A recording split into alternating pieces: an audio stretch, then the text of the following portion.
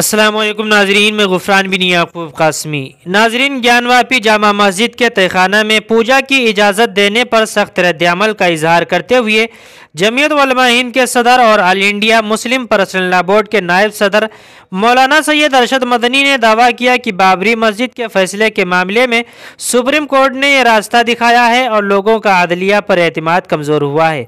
ये बात इन्होंने कल यहाँ ज्ञानवापी जामा मस्जिद पर all India Muslim personal law board की प्रेस कॉन्फ्रेंस से खिताब करते हुए कही है। उन्होंने कहा है कि मुल्क की आज़ादी के बाद से इस तरह के मसाइल से मुसलमान घिरे हुए हैं। सुप्रीम कोर्ट को बाबरी मस्जिद के सिलसिले में कानून के मुताबिक फैसला करना था, लेकिन सुप्रीम कोर्ट ने बाबरी मस्जिद होने का एतराफ़ करते हुए भी महज आस्था की बुनियाद पर फैसला सुनाया, जिसकी वजह से आजकल अदालतों से इस तरह के फैसले सादिर हो रहे हैं। उन्होंने कहा है कि मुसलमानों ने बाबरी मस्जिद के सिलसिले में दलाइल की बुनियाद पर फैसला कबूल करने की बात कही थी, लेकिन जो फैसला आया वो हमने ही नहीं बल्कि बड़े बड़े वकला और दानिश्वरों ने भी इस फैसले से इख्तिलाफ किया। उन्होंने कहा कि सूरत हाल ये हो गई है कि जिस अदालत में भी अकीदत का मामला आएगा वहाँ आस्था की बुनियाद पर फैसला होगा।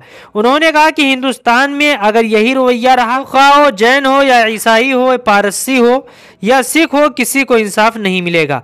उन्होंने कहा कि यह मुल्क के लिए बड़ा अलमिया होगा। किसी भी जमहूरी निज़ाम में अदालतें ही मजलूमों की दादरसी का आखिरी सहारा होती है और अगर वो जानिबदारी करने लगे तो इंसाफ की गुहार किससे लगाई जाएगी।